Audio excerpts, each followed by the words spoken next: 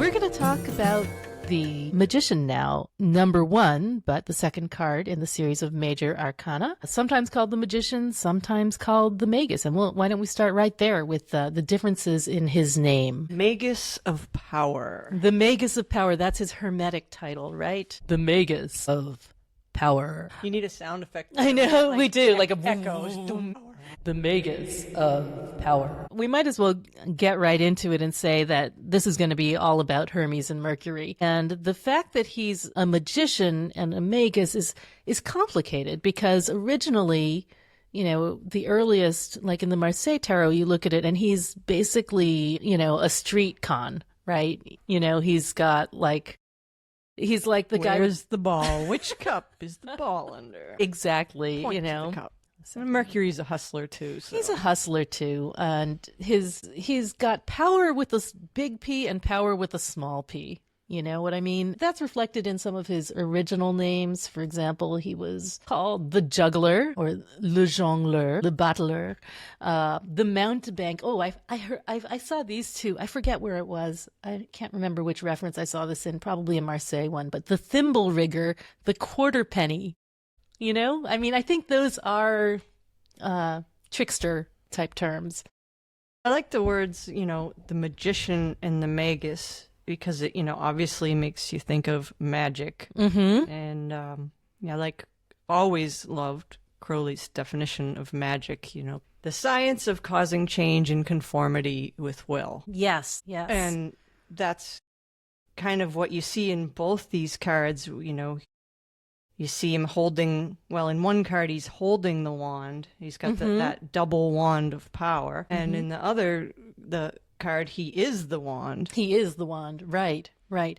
And of course, you know, there's a long-standing tradition of thinking of Hermes or Mercury or Thoth, whichever you like, as the god of magic, because magic is associated with writing. And writing, of course, is a gift of Mercury's to us. His best one, in my opinion. And this is really interesting to me because as tarot readers, we are engaged, whether we like it or not, in a form of magic. It is, I mean, divination enters the same space as magic does, though for different reasons and with different effects. So although there are many divinities associated with prophecy and magic, that's why Thrice Great Hermes is so central to all of those traditions. Speaking of Thrice Great Hermes, there's the Emerald Tablet connection, the quote that every time I see this card, how can you not think of the as above, so below, and as below, so above? I think the whole quote,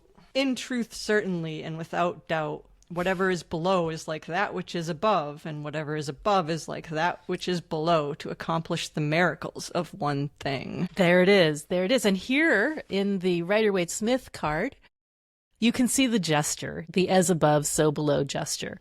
Right? Yeah, and again, he's pointing at the path, but it's reversed because it's from the perspective of you are the magician. That view, you know, if you're looking at it head on, you're like, well, that's the wrong, he's pointing in the wrong direction, but it's the right direction if you're him. Yeah, which we should talk about when we get to the Kabbalah material, definitely. So as above, so below, the motto that we see in magic and in astrology and in divination, I mean, it's partly that as above, as the stars move, so below, so do our events roll out below. But also, I sort of think of it as within, so without. So like when you go within yourself in magic to create change, then you have external effects that proceed from that. Yeah, I think of this card as directing manifestation. Absolutely. Through the will. Right. There's something about his posture that's like a lightning rod, you know, it's like I'm just a channel. Definitely. You know, and the current goes through me and creates effects on the other end. So let's see, we've talked about the fact that this is Hermes, Mercury, and let's break down some of the imagery, particularly, I guess, in the Thoth deck, where he is explicitly the messenger god. Well, it's really interesting. One of the most interesting things about actually all of the elemental Thoth cards is that you see here he's Mercury, he's elemental Mercury, but his posture, his body is actually forming the glyph of Mercury. Yes. If you see that, the snakes on his head being the curved horns coming out of the circular part, and then there's the cross of his arms, and even his feet, the winged feet. Some symbols of Mercury, you see a little arrow pointing at the bottom of not all, but alchemical Mercury. Sometimes you see that arrow, so you can kind of see it in the shape. I mean, if you have a little imagination. Yes. Well, that. And also, yeah, you can totally see that. And also, if you, again, sort of previewing the Kabbalah material, you can trace the glyph of Mercury onto the Tree of Life. Yes. Right. Of all Sephira, except for Kether, which floats above it in that glyph. As it is wont to do. Yeah. Yeah. So Caduceus, yeah. Yeah, Caduceus. I mean, in this case, he is the Caduceus. He's the wand and the Caduceus. He is that channeling of the two forces, the positive and negative, meeting up at the crown there. I wonder if now is a good time to mention the difference between the Caduceus and the staff of Aesculapius, which are always getting confused. Well, I'll just mention it and leave it there. Basically, the staff of Aesculapius is a single one snake going round and round. Often seen on the hermit. And in medical with healing, yes. Whereas this is the Caduceus of Mercury with the double snakes. Very important. Two snakes. Two snakes are better than one. Okay. I sort of think of it as being related to the serpents of the sun. Because Mercury is so close to the sun. There's the solar influence there. I was looking at those serpents, and you can see in the Crowley's card there's a figure eight. The snakes form a vertical figure eight, whereas over in the Rider-Waite card, there's the lemniscate on the side there. Right, and don't forget the Ouroboros belt, with the snake biting its own tail on the Rider-Waite. And I always, when I see that infinity sign, I always think of the solar analemma, where, if you took a photograph of the horizon at the same time every day over a year's time, the picture would form into that figure eight shape. And that's how it was first associated with the concept of infinity, because it happens over and over and over again. Forever. And that's probably one reason, the fact that Mercury is kind of like the little buddy of the sun. Yeah, exactly. So you always see solar references in these Mercury cards. Plus, Mercury is never more than one sign away from the sun. 28 degrees in astrology, you'll never find Mercury more than 28 degrees from the sun. Do you have Mercury in Sag? I do. That's right. 8 of Wands, Lord of Speed. And I've got Mercury in Virgo, exalted in the sign, and an anaretic degree. So, as you said. Yeah, I've got mine in the first degree, or it's kind of technically the second. It's number 1. 1 Mercury, one Sag. Yeah. So and you have it in the last degree of Virgo. That's kind of cool. There you go. Yep. Another Wheelhouse reference. Indeed. I always think that these those wings over by his feet look like a maple seed. Yeah, they're very abstract. Yeah, and they are. I never quite understood what the surfboard-like thing standing on is. I mean, I assume it's probably part of this whole picture that Lady Harris drew.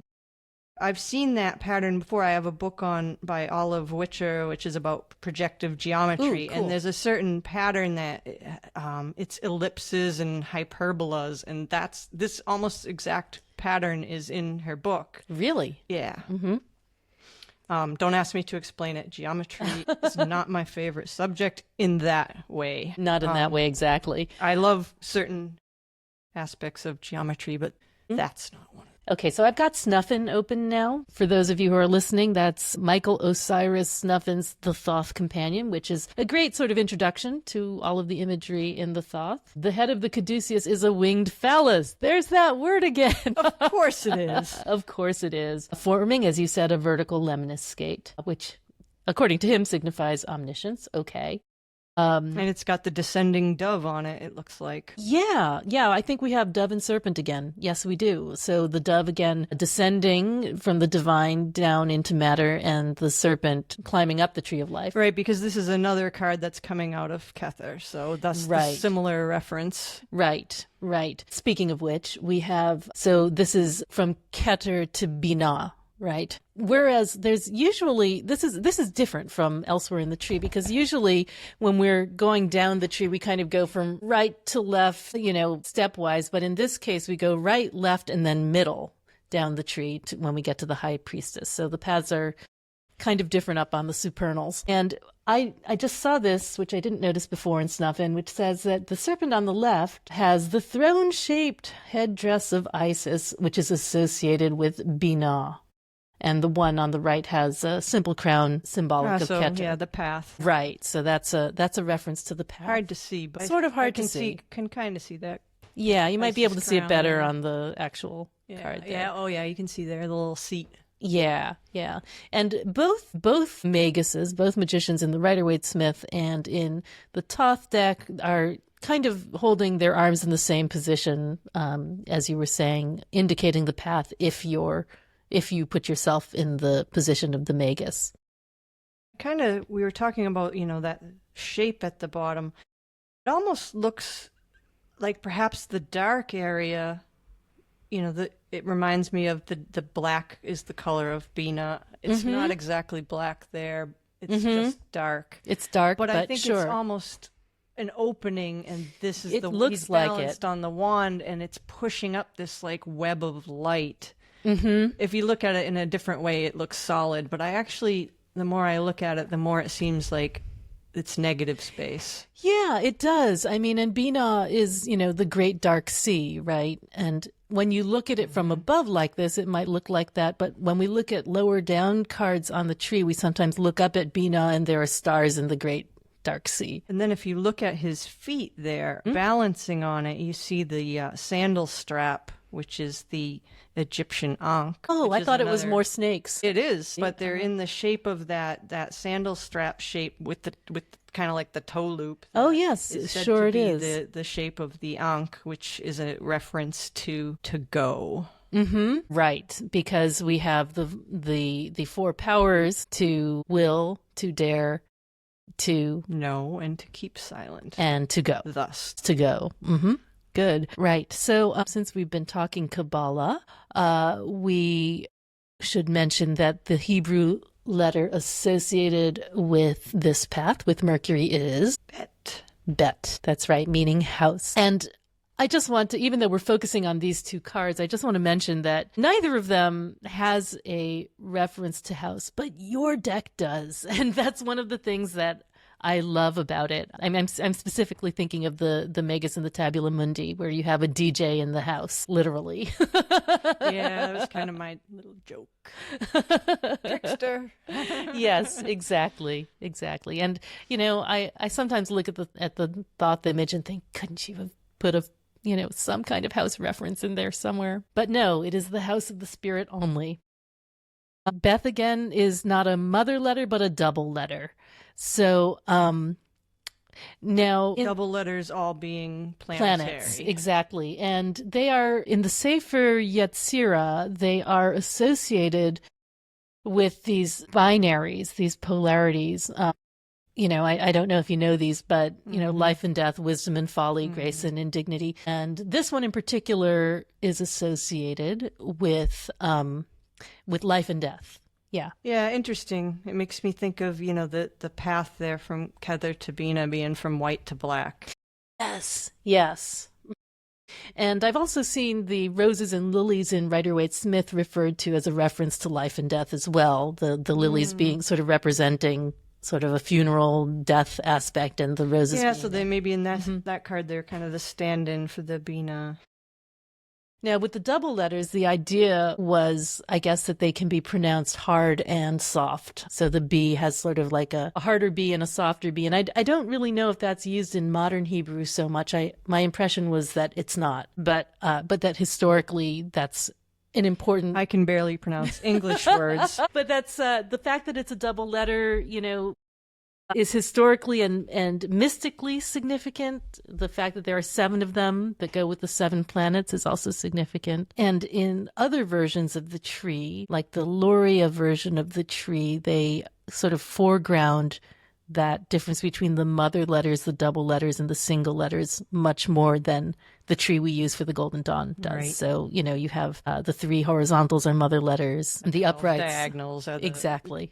But we can't go there because it doesn't really correspond to tarots. No, but But it is interesting. It is interesting, and I've gotten into various arguments with people about which tree is the more important. But for the purposes of Rider-Waite-Smith and Crowley out of the Golden Dawn tradition, we use this particular tree, and it is perhaps not always intellectually as grounded as some of the trees and paths that come out more closely out of the Judaic mystical tradition. However, it is the basis of Western ceremonial magic. It has a validity of its own, and it has thousands of practitioners to power it. If you subscribe to the idea that belief is the battery, of magic.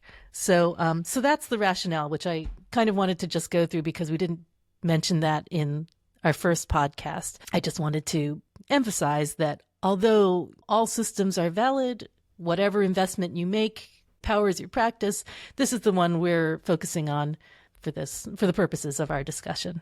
What else do we see in here that's Kabbalah based? More about the paths. If you look at the tree, this path is the opposite of the path of the fool. They're each on one side of the tree, and they're very much counterparts and almost two aspects of the same thing, or very much related to each other, where the fool is the indrawn breath, the magus. The magus is the word, or the outflow of breath, that the word of power that causes creation. And the fool's path from Keter to Chokmah takes you to the pillar of force, which gives you that indrawn breath of power, and then the Keter to Binah takes you to the pillar of form, where things become manifest. Yes. And the form of the word in this case. Maybe should we go on to color? Are you ready to go on to color? Okay, let's talk about color. So let's go through. It's a good transition to go from Tree of Life to color, because we have 4 colors in the 4 world scales: king, queen, prince, princess, which are respectively. Can you do the party trick where you do it by memory? Let's see. I can do yellow is the king scale, and then we have purple and gray and indigo, rayed or flecked violet. Man, you are sick. Totally. That's exactly what it is. I just painted a new one of him yesterday, so yeah, I know those. Yeah.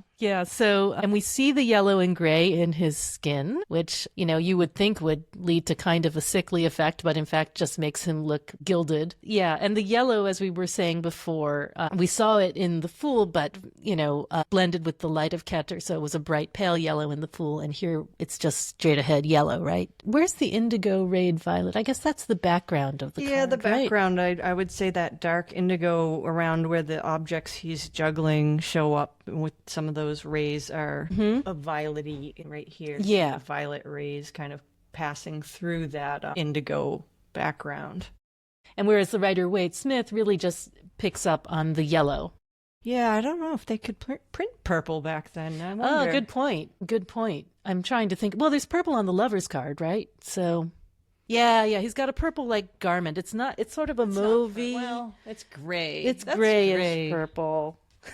Not really. It's not a righteous violet. Well, yeah, that's the thing. Waite's card doesn't have the gray. He doesn't have the purple. The only color he has that's on the scale is the white, really. Look, there's some lavender on the page of Swords. Heather. He doesn't even have white. Isn't part of the scale, but he's got the yellow, and he's got white for Heather, which is the Sephra above, not necessarily. Well, I think also in Rider-Waite, for when we look at red and white, especially when they're presented together like that, it's almost its own thing. Yeah, there's right? that alchemical aspect of the red and the white. Yes.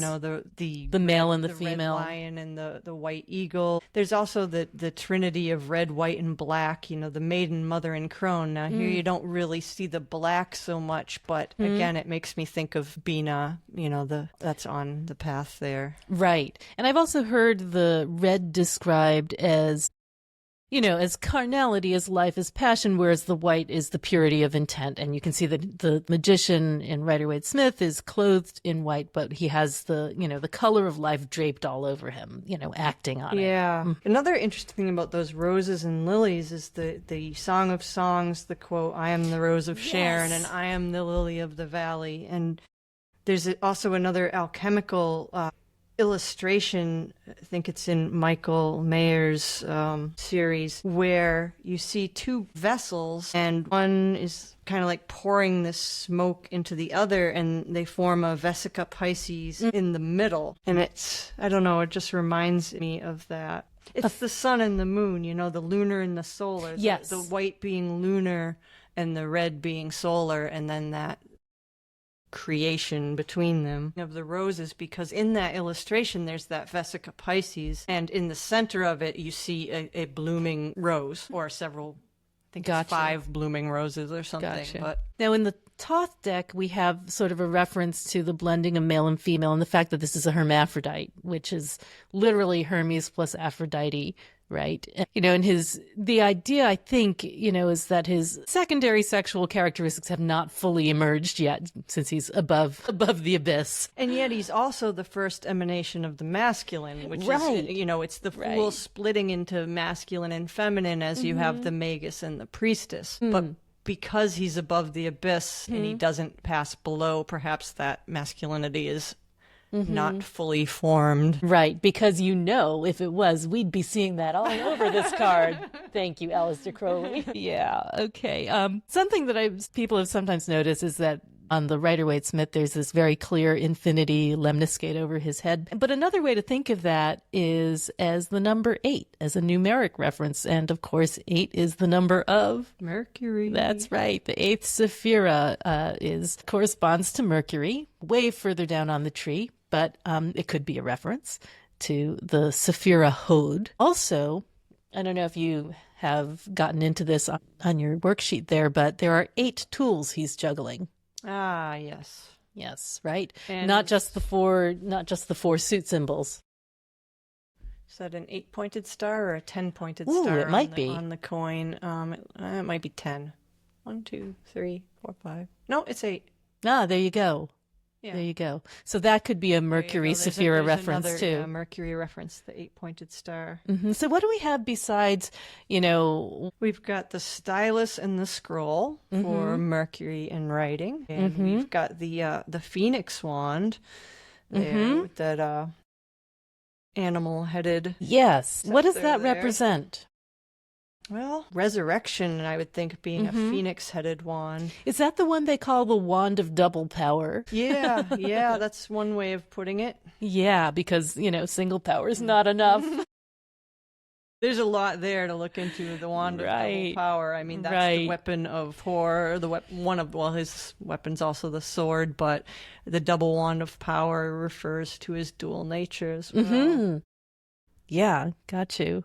And then you've got that thing that looks very much like the swirly Dairy Queen ice cream cone that I used to love as a child, but I think is a sensor.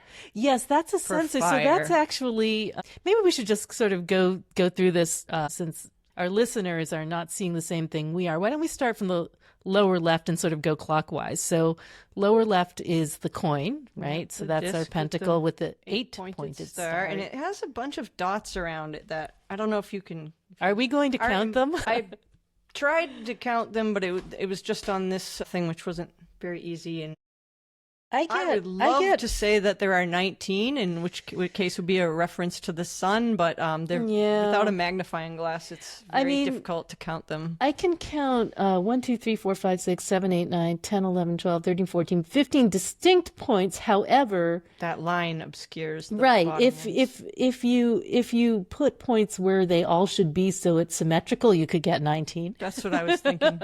So we'll say that for now. Yeah, exactly. So there you have it. The coin, representing, the sun, but also the suit of coins. Then you have the censer, which is interesting because that is in place of a wand. That's fire. So where we had the pentacle or the coin for earth, then there's the Phoenix wand, and there's then the we have fact a wand. That the Mercury in this card is a wand. I guess he himself. thought there were just way too many wands, which is surprising because can you ever have too many wands? But yeah, so then you have the Phoenix wand, as you said. Then, okay, stylus is up in the air above that. It's a little hard to see, right? So that's the thing that goes with the scroll on the other side. Right. And that must be, as you said, a reference to God of Writing. Yeah, he basically invented all writing and sciences and knowledge disciplines. And then we have our first appearance of the winged egg.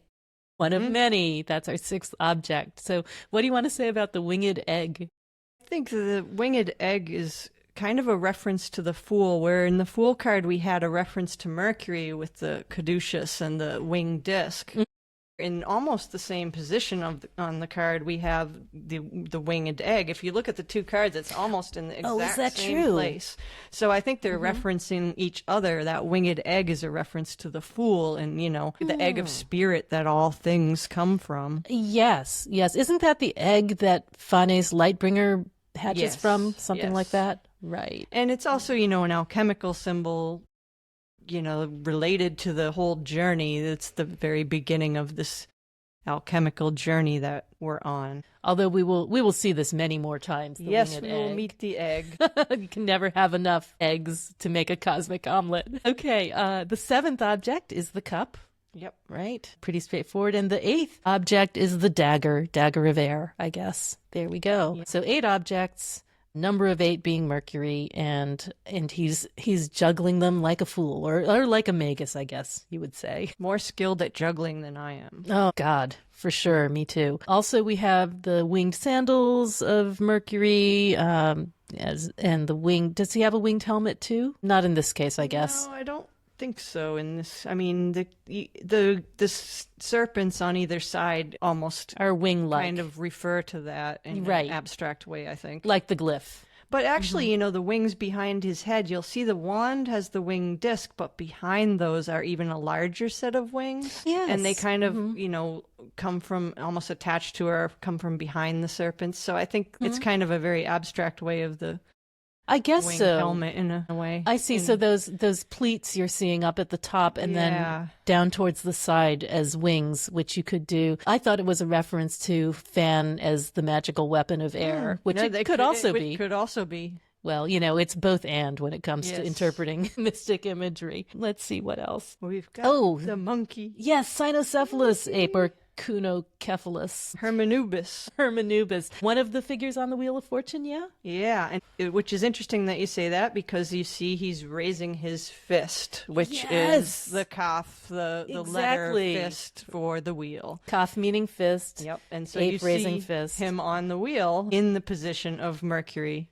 He's the one rising? Yeah. Got you. He's the monkey he's kind of on the side there of the wheel card. It's so interesting that's the case because you always have, of course, an ascending figure. You always have a descending figure, and I've seen people interpret the ape-like figure as the ape of ambition or the ape that is trying to rise to the top, and the ass on the other side often is like the fool coming down. Gosh, this is so reminiscent of the current political situation. but also what's interesting about Crowley's conception of the cynocephalus ape or the ape of Thoth is that he talks about him as distorting the word, as it being his job to follow the Magus, and because of the inherent way that words both in speech and writing can be twisted, how they're not totally reliable, and it's the ape's job to remind him of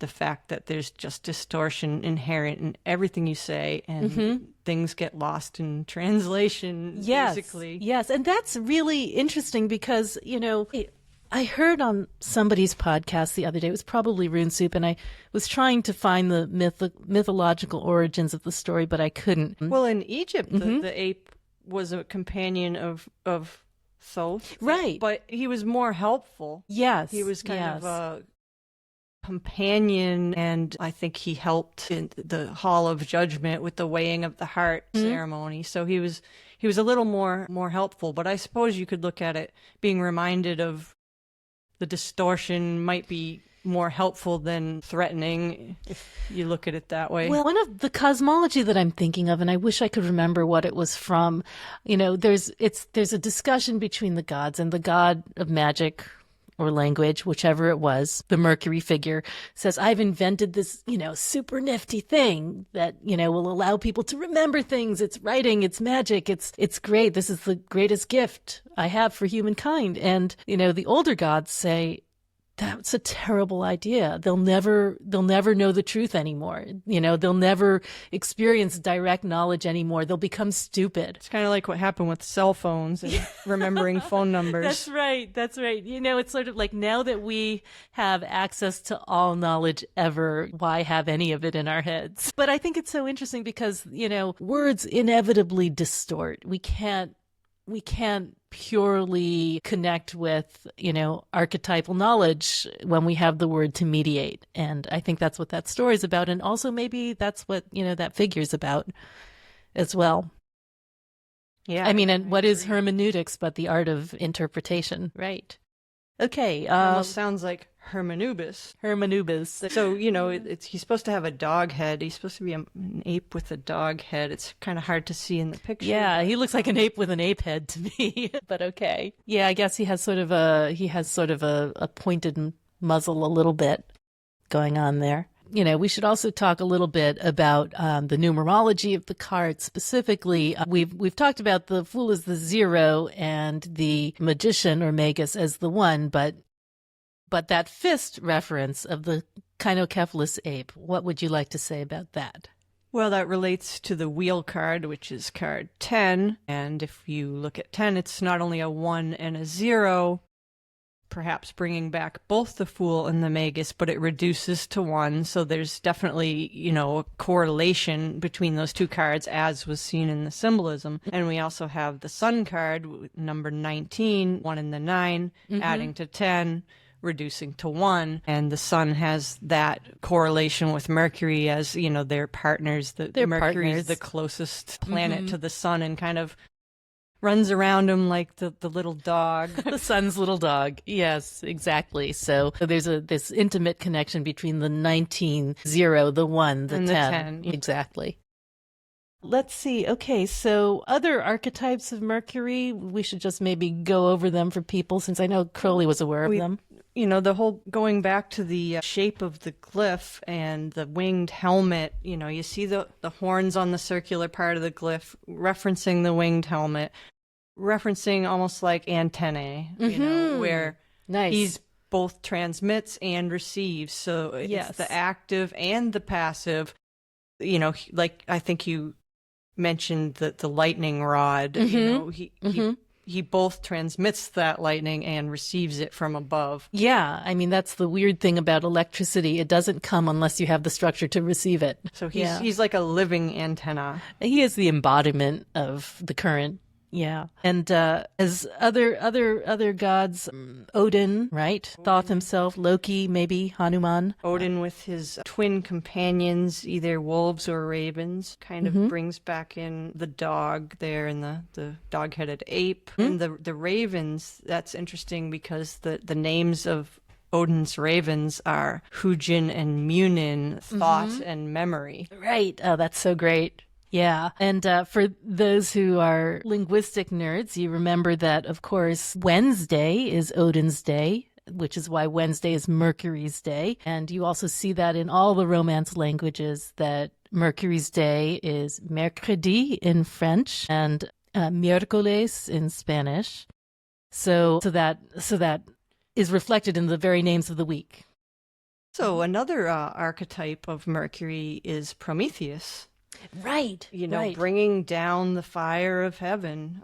In a pine cone. Actually, no, it wasn't a pine cone. Stalk of fennel. Yeah, burning branch of some sort. Yep.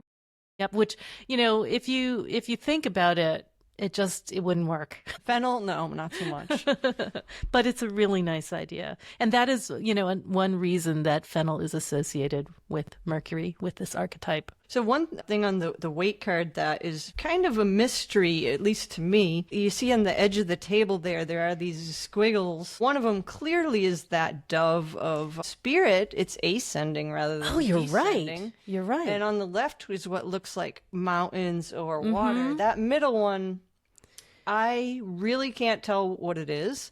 I can't either. But I think that the fact that there's three of them and one of them is an ascending dove and the other one is mountains, perhaps, almost looks... so I think of things that occur in threes, such as mind, body, and spirit, or the three elements, or the salt, sulfur, and mercury of, the three alchemical elements. But for the life of me, I can't really tell what that central symbol is. Yeah, and I don't believe I've ever seen anyone try to explain what it is, although, I think no one can tell what it is. No one can tell. It's very difficult. Yeah, it probably was just like a slip of the pen or something. Honestly, it could be a boat. If you try to think of, what would be for the three elements, you do have one there that could be water. You do have, perhaps fire or sulfur, but I don't know. It's very hard to tell what that is, but it's definitely a triplicate kind of force. Maybe because of Waite's, Christian, the way he brought in the Christian mythologies all the time, the Father, Son, and Holy Ghost, even with the dove of spirit there or something. Right, or perhaps it's an elemental reference in some way. Although hard to say. Those could be mountains. It could be a glyph for air. Be water. It could be a glyph of water or mountains. The dove could be air or spirit. It's hard to say. But that central one, if we knew what the central one was, then we'd know. We'd kind of get the three.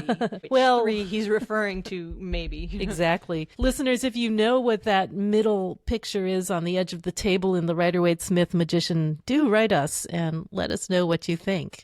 Because symbols belong to everybody, and it bothers us when we don't know. One thing that I think is curious is that you have the double wand in the hand of the magician, which is different from the elemental wand that's on the table representing the suit symbol. And I don't really know why they do that. I'm sure that there's a reason. Yeah, I think in that card it's really bringing home the point that the double-headed wand is a channel. It's kind of the way Crowley makes the Magus the wand. He's referencing that duality, that pole, where there's the active and passive, the negative and positive, in that channel that's happening. Right. As opposed to strictly the tool of fire, elemental fire on the table. So he has all those four elements at his command in front of him, and yet he is the wand, and yet he is the channel. Wand. What about the headband? What do you know about that? Very 80s. All the rage in 1909. I don't know. I assume that's some kind of reference to the head, to Thoth, to Kether, the crown. White brilliance, right, in my brain. Something like that. Okay, so I think now's a good time for me to pull out my perfumes. I didn't have any mastic because that's one of the perfumes associated with Mercury, but I did have some styrax, and that's another. So styrax is a little bit like vanilla. It's one of those ancient resins, and basically, it's kind of vanilla-y. There's a whole lot of just ancient resins that are used for fragrances, and, whether it's Peru balsam or benzoin, which is also confusingly a styrax, a different species of styrax altogether. Labdanum is also another resin, and they all have different sort of sticky vanilla-y qualities, and when you take them all together, you get what is known as an amber perfume.